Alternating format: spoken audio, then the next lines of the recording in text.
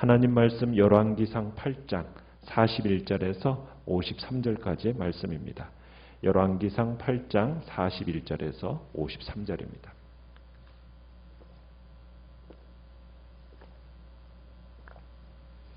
열왕기상 8장 41절에서 53절입니다.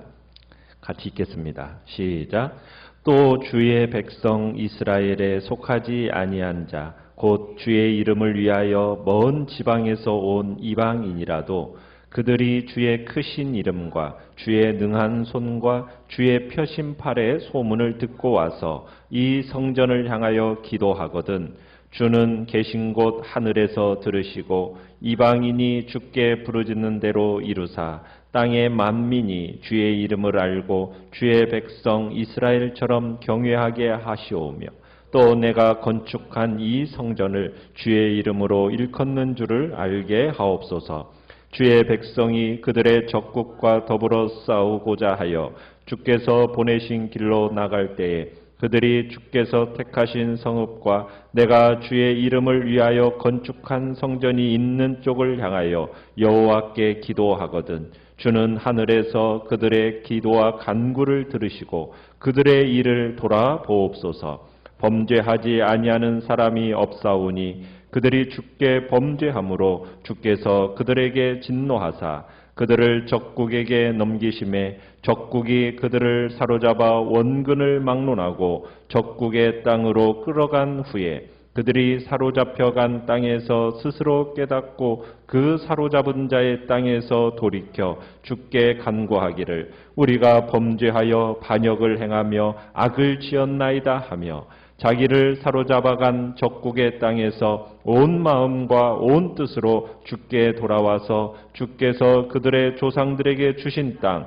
곧 주께서 택하신 성읍과 내가 주의 이름을 위하여 건축한 성전 있는 쪽을 향하여 주께 기도하거든 주는 계신 곳 하늘에서 그들의 기도와 간구를 들으시고 그들의 일을 돌아보시오며 주께 범죄한 백성을 용서하시며 주께 범한 그 모든 허물을 사하시고 그들을 사로잡아간 자 앞에서 그들로 불쌍히 여김을 얻게 하사 그 사람들로 그들을 불쌍히 여기게 하옵소서. 그들은 주께서 철 풀무 같은 애굽에서 인도하여 내신 주의 백성 주의 소유가 됨이니이다.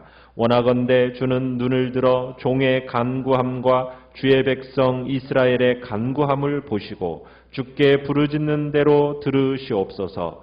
주 여호와여 주께서 우리 조상을 애굽에서 인도하여 내실 때에 주의 종 모세를 통하여 말씀하심 같이 주께서 세상 만민 가운데에서 그들을 구별하여 주의 기업으로 삼으셨나이다. 아멘.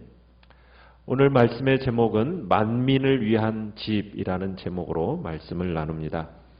우리가 지금 보고 있는 내용은 28절 이하에서부터 오늘 읽은 53절까지는 솔로몬이 성전을 봉헌하면서 그 백성 이스라엘을 대표해서 하나님 앞에 기도하는 내용입니다. 오늘 본문 41절에서 43절까지는 경건한 이방인들에 대한 자비가 그 내용입니다. 그리고 44절에서 45절은 전쟁에서의 보살핌의 내용이 나오고요.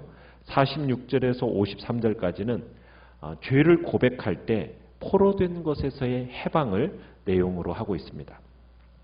1번 문제를 보시면 어떤 사람이 이스라엘 성전에서 베풀어지는 은혜를 누릴 수 있었습니까? 41절에서 43절의 내용은 이스라엘에 속하지 아니하고 주의 이름을 위해서 먼 지방에서 온 누구요? 이방인이 이스라엘 성전에서 베풀어지는 은혜를 누릴 수 있다. 지금 그 내용이 지금 적혀져 있습니다. 그러니까 솔로몬은 비록 주의 백성 이스라엘에게 속하지 아니한 자라도 주님의 이름을 듣고 하나님 앞에 나온 이들의 기도를 들어달라는 거예요. 이방인이라 할지라도 이스라엘과 같이 하나님을 경외할 수 있게 해달라. 지금 이렇게 간구하고 있는 것입니다. 그러니까 어떤 의미에서 이 기도는 성전 봉헌을 위해서 모여든 이스라엘 장로들에게는 놀라운 것으로 들려질 수밖에 없었어요. 왜냐하면 이 당시 대개의 이스라엘 백성들은 오로지 자신들만 하나님을 섬길 수 있다. 그리고 자신들만 하나님께 기도할 수 있다. 자신들만 하나님의 응답과 구원을 체험할 수 있다라는 어떤 배타적인 선민의식을 가지고 있었기 때문에 지금 이런 이방인들을 위한 기도가 참으로 그들에게는 어떻게 보면 놀라운 일이라는 거예요. 그러나 실상 솔로몬의 이 기도는 그렇게 새롭거나 놀라운 게 아닙니다. 만일 이스라엘이 자기들만 구원받을 수 있다 이렇게 생각했다면 이건 어떻게 보면 하나님의 구원 계획을 오해한 겁니다. 왜냐하면 하나님께서 본래 믿음의 조상 아브라함을 선택하시면서 뭐라고 약속하셨죠? 땅의 모든 족속이 너를 인하여 복을 받을 것이다. 이게 창세기 12장 3절의 약속이거든요. 그러니까 그 약속은 아브라함을 선택하시면서 부르셨을 때 이미 누구를 보고 향하여 지금 그 약속을 주시고 있는 겁니까? 모든 민족과 모든 족속이에요. 그러니까 하나님은 모든 만민을 축복의 대상으로 삼으셨다라는 겁니다. 그러니까 하나님은 이스라엘이 있기 전부터 모든 사람을 구원할 계획을 가지고 계셨어요. 물론 이스라엘 백성들은 자신들이 모세로부터 시내산에서 받은 그 율법을 내세우면서 어떤 배타적인 선민의식을 강조했습니다. 그런데 그 율법조차도 이방인들의 구원에 대해서 차별이 없었습니다. 그러니까 솔로몬은 이 진리를 알고 있었기 때문에 이방인들에게도 그들이 어디서 왔건 혈통이 어떤 혈통을 가지고 있건 그것과 상관없이 하나님 앞에 그 동일한 기도의 응답을 베풀어 달라고 지금 솔로몬이 기도하고 있다는 얘기입니다. 자, 2번을 보시면은 지리적으로 이스라엘 성전이 영향력을 끼칠 수 있는 범위는 어디까지일까요? 46절부터 50절까지의 내용을 보면 이 내용이에요. 이스라엘이 범죄한 경우에 택한 백성이라도 공의에 따라서 하나님께 심판을 받을 수가 있다는 거예요. 그래서 그로 인해서 적국의 손에 붙여져서 원근을 가리지 않고 이방 땅에 끌려갈 수 있다는 얘기입니다. 특별히 46절 끝에 보면은 원근을 막론하고 어디로 끌어간 후에 적국의 땅이라는 표현을 쓰고 있죠. 47절 초반에도 그들이 어디에서 사로잡혀간 땅에서 라는 표현을 통해서 하나님의 은혜와 약속이 어디에만 머물러 있는 게 아니라는 겁니까?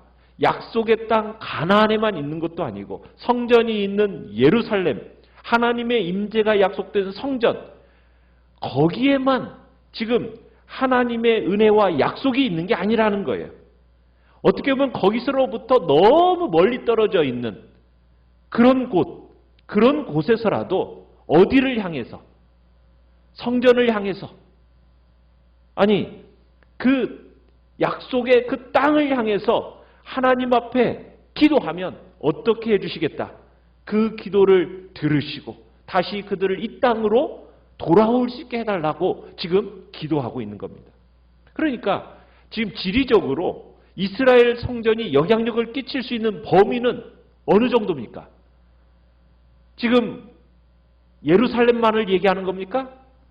아니면은 약속의 땅 가나안 땅에서만 그 성전이 영향력을 미치는 겁니까? 아니라는 거죠. 약속의 땅을 넘어서 사로잡혀간 땅, 적국의 땅, 전 세계가 이 성전이 영향력을 미칠 수 있는 범위라고 지금 성경은 솔로몬은 그렇게 기도하면서 이야기하고 있는 것입니다. 3번을 보시면은 이스라엘의 왕이 세운 성전임에도 불구하고 그 혜택이 이스라엘 백성과 그 영토에만 국한되지 않았다는 사실, 이게 어떤 의미가 있는 것이겠습니까? 그러니까 이 성전은 이스라엘만을 위한 게 아니라는 거예요. 어디를 위해 세워진 거다? 모든 열방을 위해서 세워진 것임을 우리가 알 수 있습니다. 그래서 이사야 56장 6절로 7절은 이렇게 말씀하고 있어요. 또 여호와와 연합하여 그를 섬기며 여호와의 이름을 사랑하며 그의 종이 되며 안식일을 지켜 더럽히지 아니하며 나의 언약을 굳게 지키는 이방인마다 내가 곧 그들을 나의 성산으로 인도하여 기도하는 내 집에서 그들을 기쁘게 할 것이며 그들의 번제와 희생을 나의 제단에서 기꺼이 받게 되리니 이는 내 집은 만민이 기도하는 집이라 일컬음이 될 것임이라. 여러분, 성전이 어떤 집이 될 거라고요? 만민이 기도하는 집이라는 거예요. 그러니까 이스라엘 백성만을 위한 집이 아니라는 거예요. 만민이 기도하는 집으로 일컬음을 받게 될 것을 성경은 이야기하고 있다는 얘기입니다. 그러니까 우리는 솔로몬이 이 이스라엘을 가리켜서 51절로 가보시면은 이렇게 얘기하고 있어요. 주의 백성, 주의 소유 이런 단어를 쓰고 있고요.